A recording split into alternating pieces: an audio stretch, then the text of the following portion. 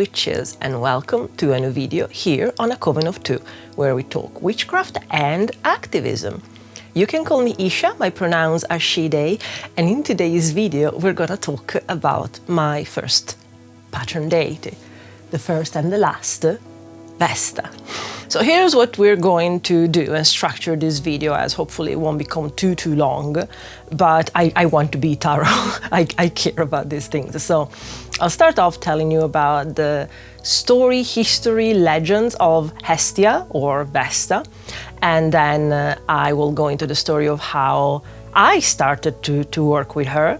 We're gonna do a little altar tour, and I'm gonna tell you about the kind of regular work that I do with her, which is usually centered around the protection of the house.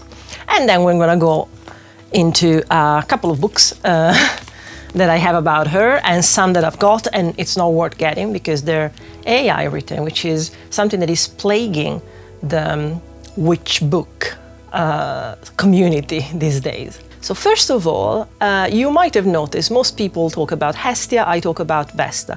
That is simply because part of my heritage is Italian, and she came to me as Vesta, or that was the information that was buried in my head, and that's the reason why. But of all the syncretization of deities, Vesta and Hestia go really along together, to the point that they have the same origin story. What's the origin story of Vesta? So she was the firstborn of Saturn and Ops, also known as Chrono and Rhea. Because Chrono was foretold that one of his children would usurp him, he settled upon eating his children. Because we're talking about deities, it's not as we eat food. So he started off eating the children, and so he ate Hestia, he ate Demeter, he tried to eat Zeus, but Rhea, Ops, at that point was kind of tired of popping out children that would go nowhere because her husband would eat them. So instead of, the legend changed here a bit, but the one that I usually like and go for is, instead of giving Kronos the baby Zeus, she actually gave him rocks, and these rocks actually made him throw up, and so he started to throw up the children in the inverse order that he ate them, and so Hestia, Vesta, was the last to come up. And some people think that that's why she's called the first and the last. And this also manifests in the way that sacrifices were made, like in antique Greece especially. Because Hestia, Vesta, is the fire itself, and most sacrifices were thrown in the fire. The reason why she's the first and last is also that because the fire is hers, the first offering goes to her into the fire, and the last bit as well, to honor the simple fact that we have the fire to make offerings to the deities too. She's one of the three virgin goddesses, along with Artemis and Athena, or Diana and Minerva. And interestingly, there aren't many myths about her. Most likely the idea is because she didn't fuss and get involved in petty stuff. And most of the myths are about the deity, the gods, behaving sort of in petty ways like humans, which I don't think deities did, but it was the way that humans precipitated the divine existent into something that they could understand. One of the main things is why is Vesta a virgin? Because supposedly both Poseidon, Neptune, and Apollo, which stays the same in the Roman Pantheon, wanted her hand in marriage. And instead of making them fight and allow them to fight for her, she promised on the head of Zeus, Jupiter, you know what, I will not take any husband, so nobody has to fight. Now, to me it's interesting, I mentioned in the sewing video that I do associate Vesta a lot with my grandparents, and I think subconsciously it might be because this idea of I'd rather not marry can go two ways. either it's considered an actual sacrifice because, especially in antiquity, it was important to marry, to make a family. So some consider this as a sacrifice that she made to keep the peace. She accepted to never become a wife, a mother, and so that was a sacrifice of hers. The other version is, why do I have to bend my head to a man? And I like that.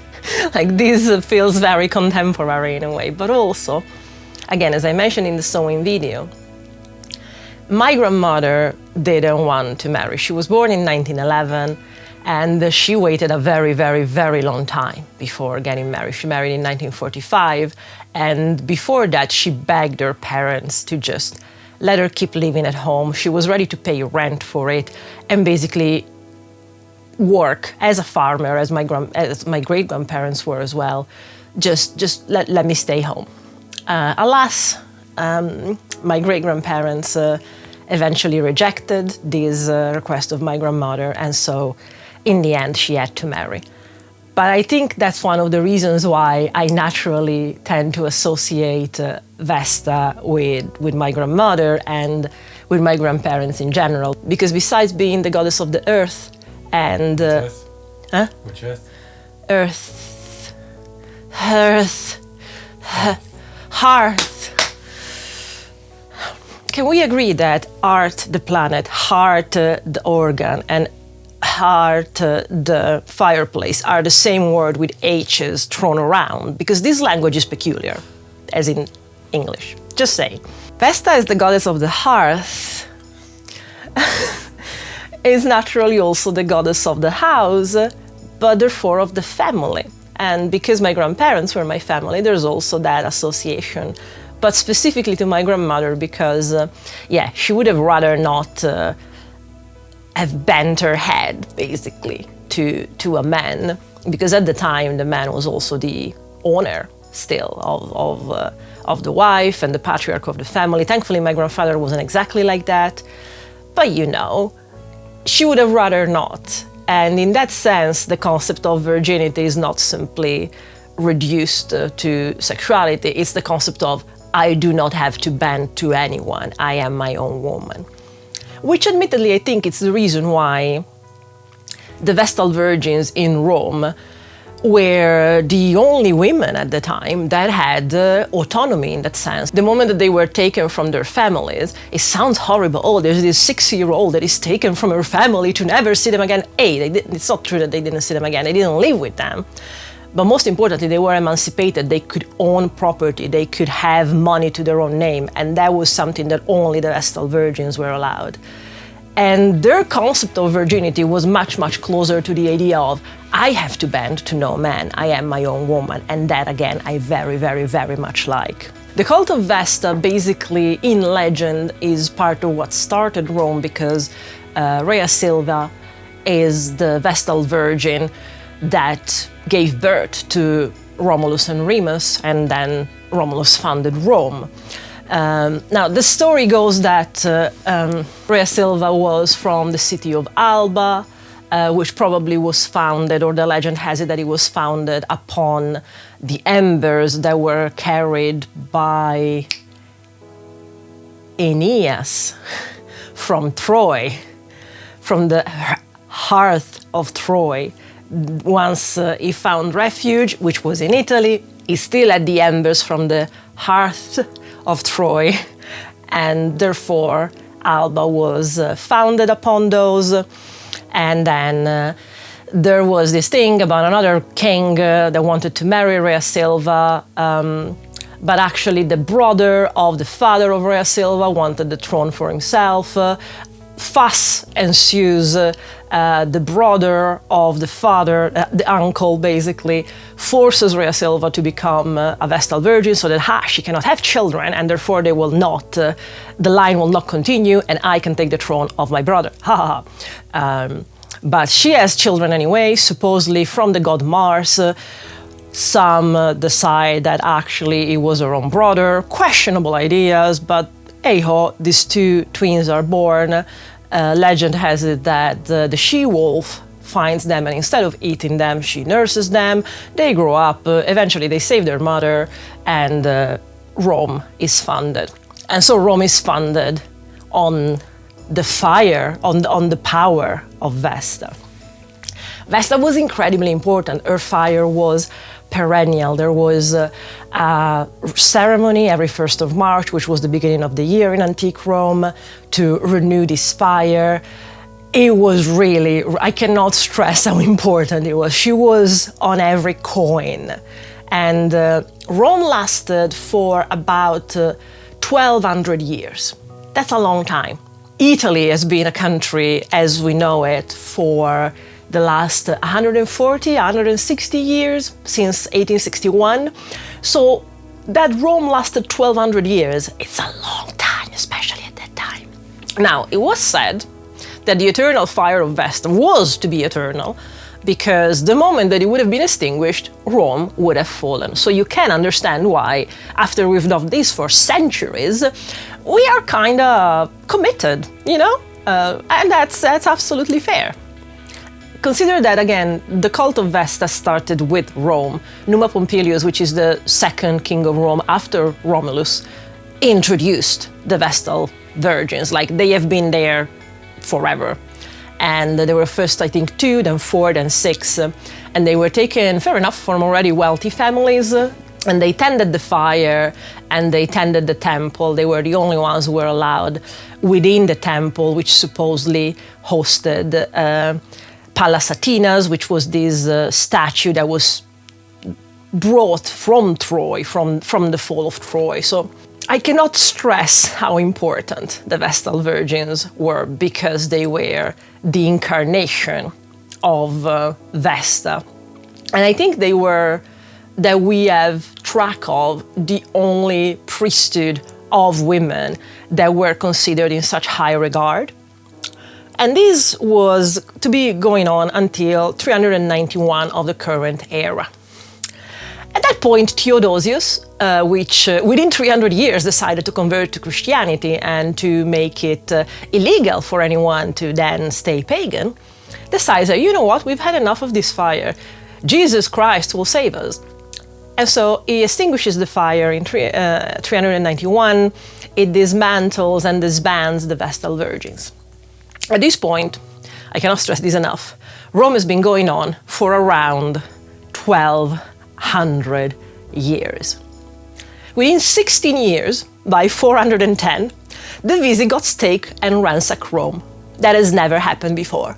Now, I am not one to be a conspiracy theorist, but if Rome has stood untouched for 1,200 years, and we turn off this fire, and within 16 years, everything comes down, maybe, just maybe, the fire was good.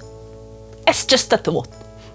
There is a lot of the cult of Vesta that was then syncretized to Christianity and Catholicism, because admittedly, when you have to re-educate an entire populace about their beliefs, you build it on what they already have, because otherwise they will not just convert to something that is completely alien to them. So, the Vestal Virgins became the nuns.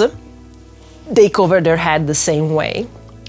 There was this kind of wafer that was made specifically to be offered in sacrifice to Vesta. Vesta didn't take live sacrifices, so mostly was food, and there was this food called mola salsa, which was basically flour, salt, and water that came from a specific spring in Rome that actually springs mineral water, sparkling water, by the way, and it still exists. Like, you can go to Rome and you can go to this spring, actually, and it springs. It's something I didn't know that wasn't available in the rest of the world, but in Italy we have a few springs that actually spring sparkling water. They do.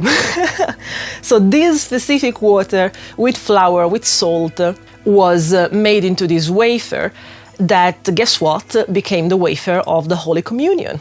It's all these kind of little things. In later times, there's the belief that the Sacred Heart of the Virgin Mary, the simple fact that the Virgin Mary is a virgin as well, like, by all means, there's the legend of the Virgin that gives birth to the hero, the savior, throughout the entirety of history. Like the Virgin Mary is not the first. Rhea Silva was the same, technically, because she was a Vestal Virgin, but she gave birth to who? The one who then eventually founded Rome. So, you know, this is an archetype that has existed for a long time, and therefore a lot of its symbolism was carried on to Christianity. And the Sacred Heart of Mary is said to be this kind of thing, and that's the reason why the Sacred Heart is engulfed in flames, the flames of Vesta. Anyway, that's a bit of history. Now, Isha, what business do you have dealing with Vesta?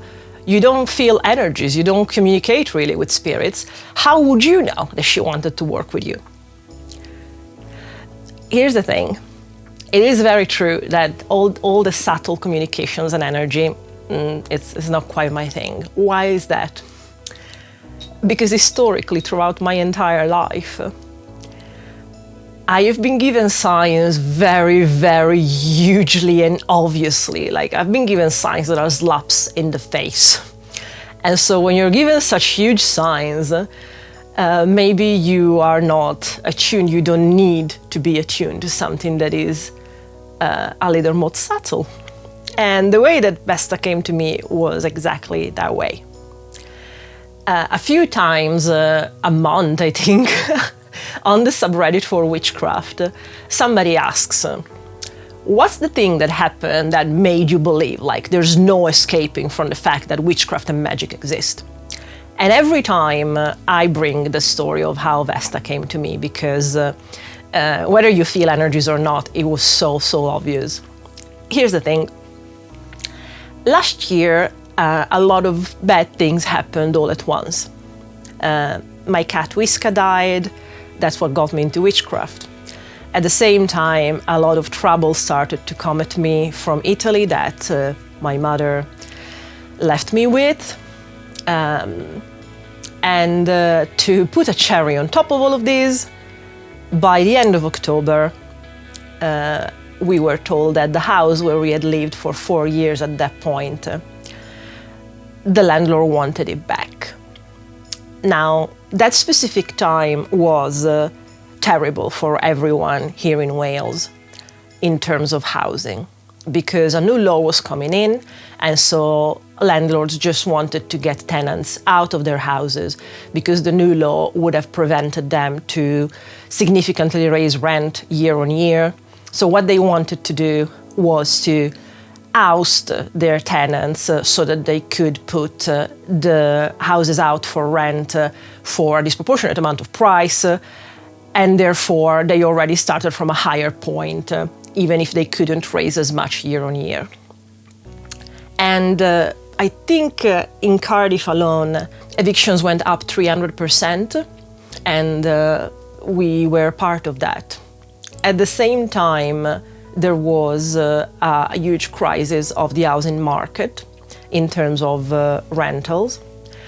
Inflation went up, so a lot of landlords decided to just sell their houses because they couldn't afford the mortgage. It wasn't the case of our landlord. Our landlord was just cruel, but because he had paid the house out. It wasn't an easy time, as you can imagine. It was my second brush with almost homelessness. And the first time it was because a partner suddenly left, but I had friends to help me. And this time around, because so many people were in the same situation, we were all striving for the same thing. We all needed houses. Houses were not available, and therefore the few that were available had prices that all of a sudden were not affordable anymore. The homelessness scare was not only because we had to give our house back, it was also because we couldn't afford another. And we started to consider downgrading. We started to consider, can we get a room? Can we get rid of a lot of our stuff? It was very, very hard. And it was like that for months. I had alerts on every single agency that does rent here in Cardiff, because it was going away so quickly. in London, I never had that trouble finding a house like it happened here. I was scared, and so was Raven. We were in touch with Acorn, which is the union of tenants in the UK, and it has a Cardiff branch. And they helped us make a case for trying to get the landlord to retract the eviction, basically. And our prevention officer tried to do the same. The council tried to offer more money to the landlord that they would have paid on top of our rent to just keep us there, because too many people were ending up in the street, basically, or in hotels, and they had to give up everything they had because they just could go around with one suitcase, and that was it. So our eviction date was in January. It was the 21st of January. And we tried our best, but nothing came by then. On probably the 12th of January or something like that, a flat comes up, and it's just down the road from where we live. And, we've been living there for 4 years at that point. We are used to the area. Oh my God, wouldn't this be amazing? So when that comes up and we go to see it, I think on the 1001 spells, I find a spell about securing a property. So I do that spell, and while I'm doing that spell, the thought just randomly comes to me, oh, wasn't Vesta the goddess of the house? If there's someone to ask for help, it should be her. Why did this thought come to me? I don't know. I imagine that being in Italy, I was exposed to the gods of the Roman Pantheon. If I were to tell you when, I am not able to. I'm pretty positive that it's not something that we studied in school or anything like that. I don't know. Anyway, this comes to me and I'm like, yeah, well, doesn't sound out bad. So I do this spell. And at that point, I haven't been practicing for long, but I know that when you make a pact with a deity, you make sure that you can follow through. So what I decide to offer to Vesta is, Vesta, you help me secure this house where we can be safe and comfortable. And for every day that I'm in that house, I will light you a candle. And I worded it like that because I was like, what happens the moment that I go away for a day or I go on holiday and I'm not in the house? Because if I tell her that I light up a candle every day, and what happens the day that I'm not there? So I was like, for every day that I'll be in that house. And then realistically, the days that I'm not here, when I come back, I make up for it, like I light more candles, but at least that day it's not, I haven't actually got out of my contract. And my friend Freddie, who is a priest of Avalon, other story for other time, but amazing person. When I told him, he was like, that's a very Roman thing to say and do. Like the way that you put this contract down, paying attention to your words, it's a very Roman thing to do. Interesting. So I asked her that, and that's my offering. And I have invested so much in this house. Honestly, it's a flat, but I invested so much. So much so that the day that I call and I find out that someone else got it, simply because they went there first to see it. It was literally a first come, first serve. We were the second people to see it. There were like 20 people and families to see that place. So the first one that went in, put in an offer and accepted to take it. Okay. So at the time, it was a significant amount of money pricier than our flat was. But I thought that was the standard anyway. So I thought, this at least is in the place that we were used to live already, So when it didn't go through, we all got scared again. And it wasn't pretty, let's just say that. At this point, it's like the 31st of January, so we are over our eviction date by 10 days. And as much as the courts don't come to actually physically evict you for likely 2 to 6 months after the date, there's this anxiety of, are people gonna bang at my door? I am wrong in terms of law here. So I send a message to the WhatsApp chat of Acorn, which is, again, the tenants union here in Cardiff, saying, hey guys, I am getting a bit scared here. This is really having a toll on our health. Do you know anything about a place? Do you know where I could look? I have alerts on all the agencies, but nothing happens. And someone from this chat from Acorn sends me a private message saying, oh, actually, there's this friend of mine who told me today their house is gonna get empty, but there's this house and the guy has just left today. I'll give you their contact. And I get in contact with this person. We see the house that night and they're incredibly nice. This house is not on the market. And I cannot stress this, like how can I make you understand how impossible this is? I have rented for almost 20 years of my life. That you hear say, that you go with word of mouth and you find a private landlord, not through an agency, is not something that happens anymore. But we do, and we talk to the landlady and her brother that night. That the house has been left empty the day before. They haven't told anyone, they haven't put it out. And we look around and we're like, we can fit here. And when we got in, I noticed that there's the niche where a fireplace used to be. And it hits me and I'm like, that's very interesting, that's very peculiar. We never had, I always wanted, but we never had a house that has the room for a fireplace. And that's the Hearth. And we look at the house that night and the landlady basically offers it to us. If you want it, it's yours. I'm not gonna put it out. And how can I stress this? People were doing, at that point, raising up offers. So whatever was the ask price, who could afford it, was starting to offer more to get the house.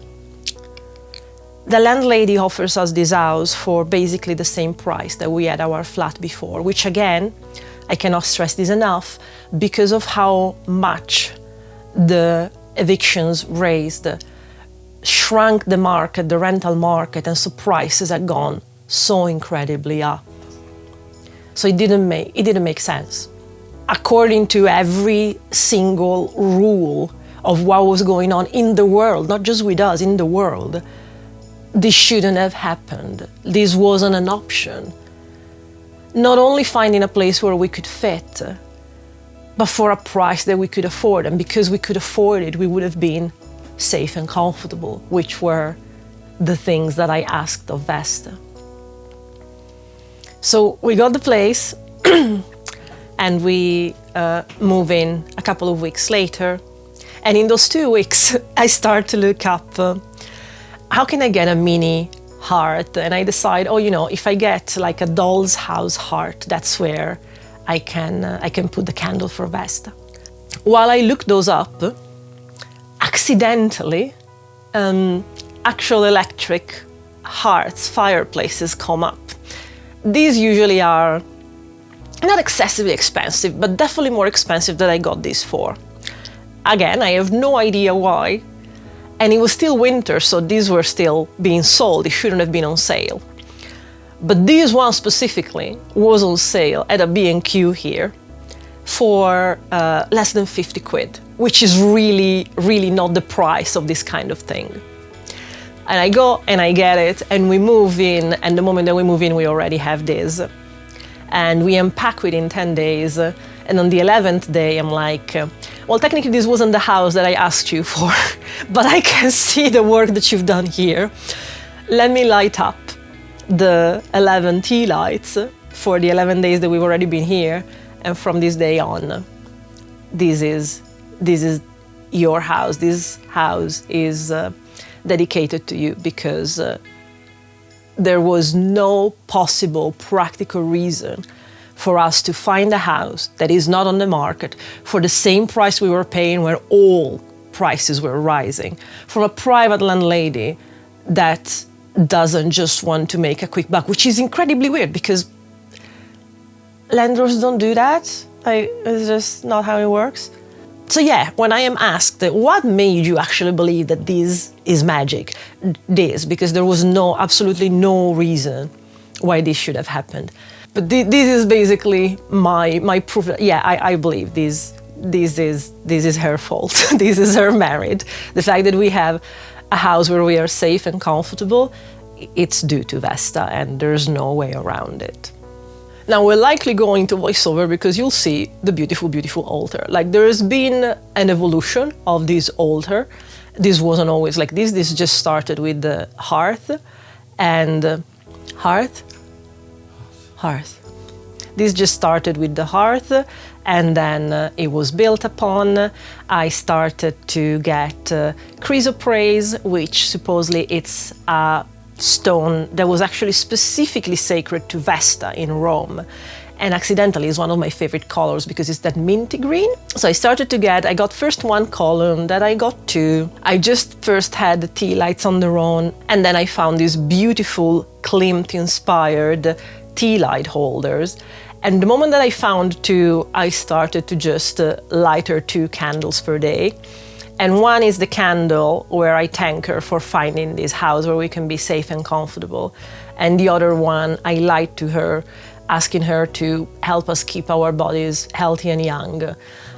Because, that is important. You do not enjoy life. You do not enjoy the coziness, the beauty of a place and like a house if you're not healthy. So health goes very much hand in hand with having a safe house and having a good foundation for your family. Like, I do appreciate that maybe considering Vesta as the crucial deity that she is something that doesn't come to people until later in life. Like, when you're a student and you're not quite couch surfing, but you rent your rooms and you are either in student houses or stuff like that, I don't think a lot of people appreciate the importance of the house. A house is something that you've always had and you expect to always will. The moment that you get a little bit older and you do realize that, unfair as it is, a safe roof is not something that you can take for granted, you do appreciate that Vesta is the cornerstone of life. And the moment that you have a safe place to go back to recharge, to feel safe in, then everything else in your life can come, then you can work on everything else. But having a house that is your home is the foundation. And I guess that's why I do completely understand the concept of first and last in that sense. She is the absolute foundation. And I mentioned it in the first video. I spend a lot of time in my house. I'm autistic and I get socially burnt out very quickly. I need my safe and cozy place to recharge. And so to me, it is very, very, very important. It's always been.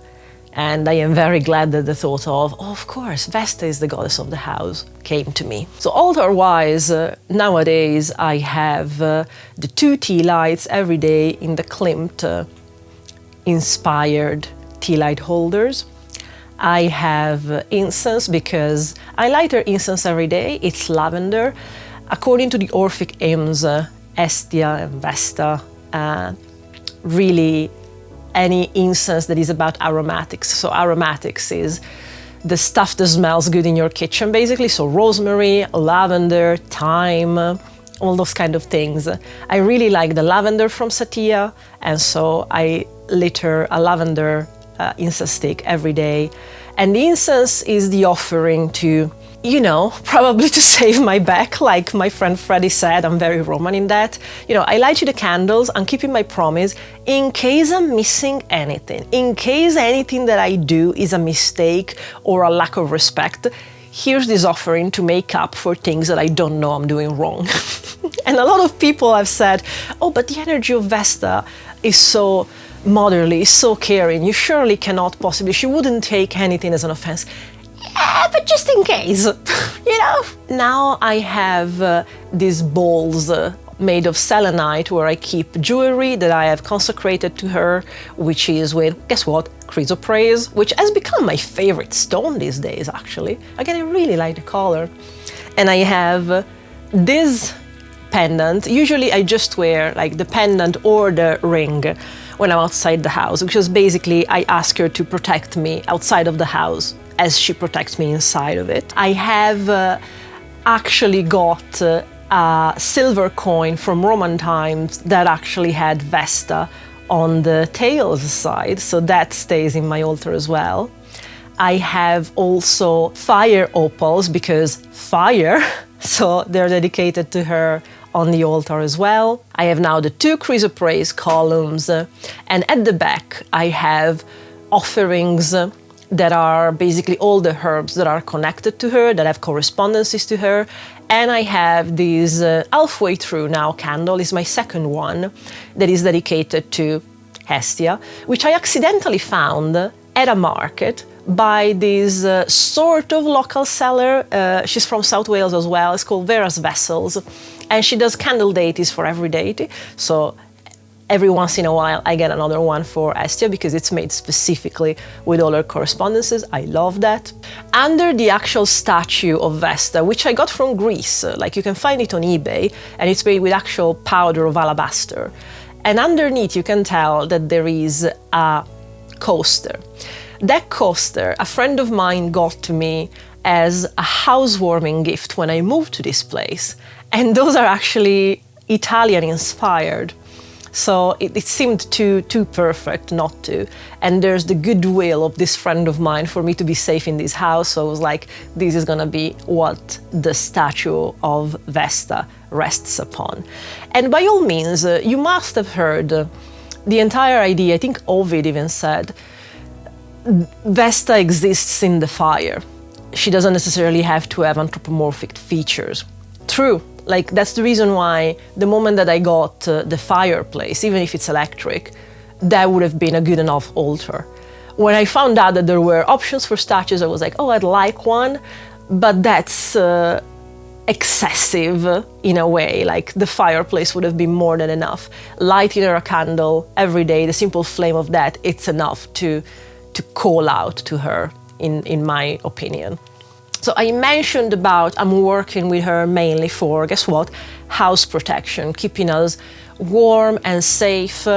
What I do every month is cleaning the house, cleansing the house, and then update my words, redo my words.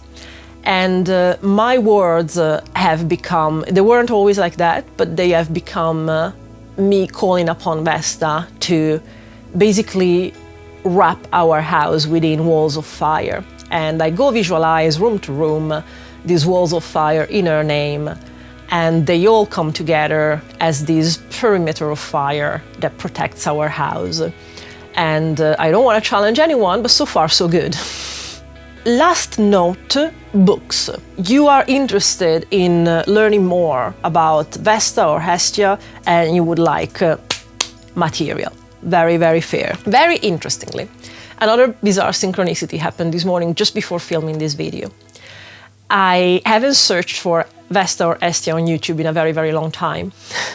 But the first suggested video that came up that I was about to have to move away to actually watch something was this podcast about meteor spells.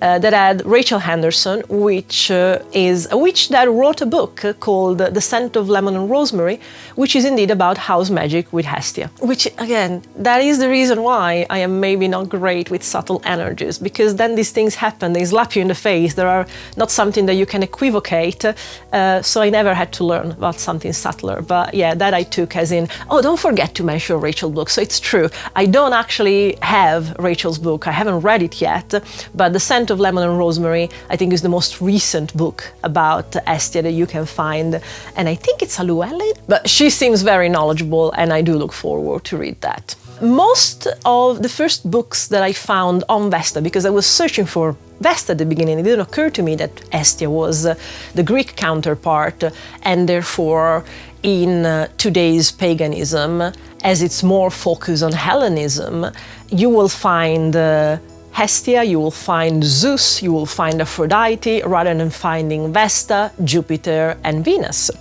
So at the very beginning, I looked for Vesta, and the only books that I found on her, other than Italian ones about history, were about Debra May Macleod, who has 4 books now, I think, about Vesta. She is also a fiction writer, and she has historical novels about Vestals. I've read one of those. I am not a fiction kind of person, so it was nice because the topic was of interest, but it's not my thing. But she has 4 non-fiction books about Vesta herself.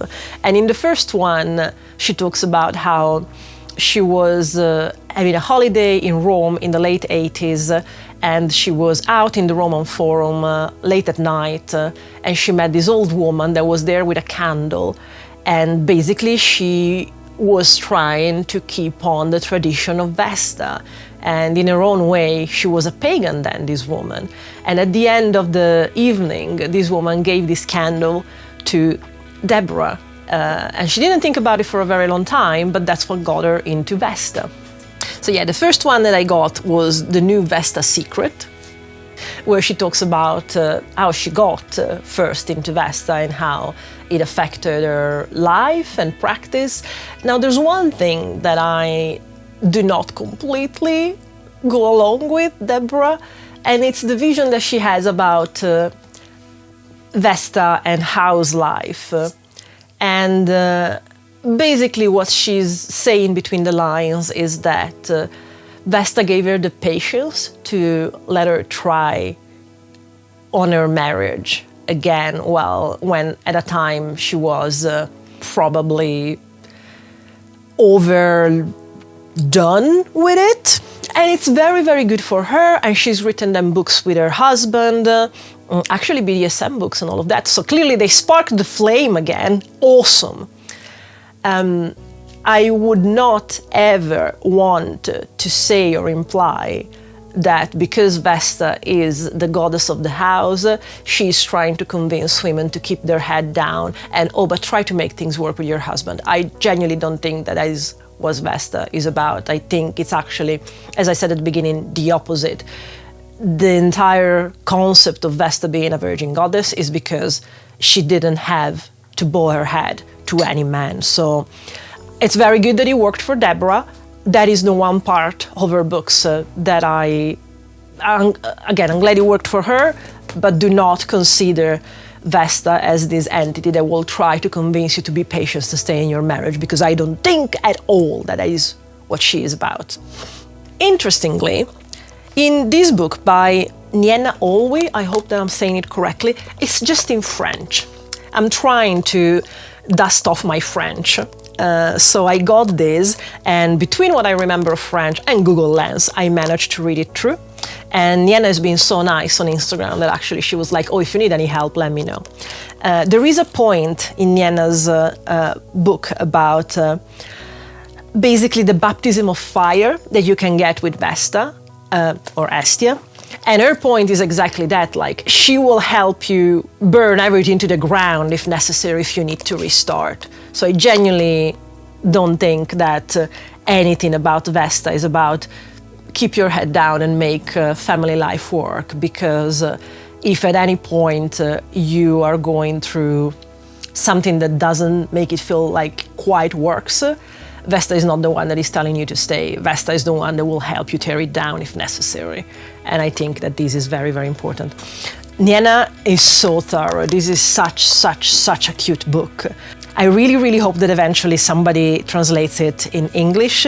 Editions Dane, if you want it translated in English, let's talk, because I'm very, very happy to help if necessary. She also has, at the very end, along with sort of spells and invocations, a nice mix on how to make this sanctified oil to bless the statues. That is something that stuck in my head. Another peculiar synchronicity that happened recently is that for some reason, the idea came back to me, and I was like, I remember reading somewhere, and because I read everywhere, I might have read it online, I might have read it on a book, I might have... Where did I read about the oil to consecrate statues, and how do I find the recipe again? And I was certain that I read it online. And so I look it up online, and bizarrely, I'm literally searching statue deity oil, not much specific. The first result on the second page is the Wikipedia of Hestia. And I'm like, oh, that's bizarre. Like, what are you doing here? And the fact that that popped up also let a synapse fire saying, it's the French book. You read it in the French book. And I go to the French book, and true enough, the bookmark was still there. It was about the oil. So these are the things that the Vesta tells me, basically. There's this book about the Vestal Virgins, which is in Italian. It's mainly about the history, but I think it's written by a practitioner as well. I got it gifted by my friend Freddie. If you can read Italian, this is really nice to put all information together. If you don't read Italian, there is another book that I borrowed from my library, and that actually is what has all the history that has been put together from all old texts, basically. I'll put the link in the description. Last two books that I got, this is more of a pamphlet really, it's just called Hestia, Goddess of Peace, Home and Hearth, the Church of Thessaly Pantheon series. It's very, very thin. And it's mostly about rituals, and has also recipes, funnily enough. It has all the epithets translated in English and in the original Greek. It has the Orphic hymns, but again, it's very, very thin. Would it be worth its money? I don't know. I'm gonna link it for you. There aren't many books about her, so the few that there are available, I got. A very, very nice one is this one from the Bibliotheca Alexandrina, First and Last, a devotional to Hestia. So this is edited. These are many, many authors. And some are actually proper, like academic papers. They have a huge bibliography. It's very nice. Some are just poems, journals, personal stories about Vesta. One of them is actually a recipe for spaghetti and meatballs, which is actually not an Italian dish. It's how Italy is perceived outside of Italy. But anyway. And the author of the recipe mentions, I've done divination on this. I know that it's a good offering for Vesta. I'm like, fair. And there's a recipe for salmon. It's a lot of authors all devoted to Vesta. So it's nice for that, to be honest. It has the Orphic hymns as well. It has the epithets, albeit only in English. It has some side stories which are not quite verifiable, but there are other legends basically about Vesta. I don't know if the author just made them up or they actually found some kind of other source that is not necessarily known. There's one called The Tale of Erinna and Philon, which is supposed to come from the tales of the wife of Leander, as it says here, but actually I'm not sure that the tale of the wife of Leander exists as a source book. The author puts a note of that, so I don't really know where it comes from, but it's really nice, and it's about the way that Vesta is connected to hospitality, and it basically is a story similar to the beginning of The Beauty and the Beast.